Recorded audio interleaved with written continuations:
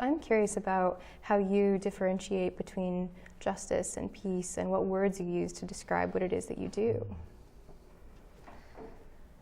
I probably often use those synonymously because I think injustice is often one of the main causes of violence. And so to build justice is to build peace. So for me, it often goes together. I might talk about human rights. In some of the work that I do, human rights is a pretty important issue. Or my justice comments might deal with economic issues. Justice and peace, I probably often talk about downward mobility too, because I think that's maybe it's my sense that it's going to require that for us to really work at peacemaking or justice making. What do you mean by downward mobility?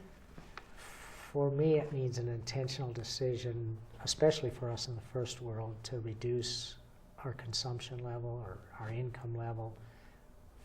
For Arlene and me, it's been important.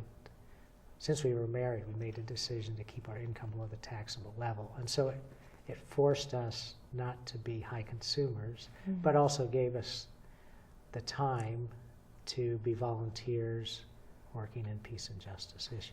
So that's... Yeah.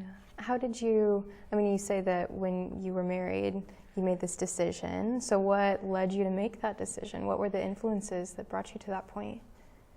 I think at first it was the tax issue. We decided we didn't want to pay taxes for war because taxes for war meant that we were contributing to war even though we were opposed to war. Right. So we said, okay, well, how do we do that?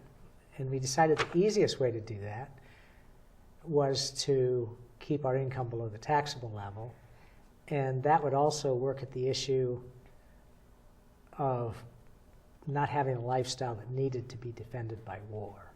So that's probably the way we started grappling with that issue of downward mobility. And we still are among the super rich of the world, so what does that mean, downwardly mobile? Right.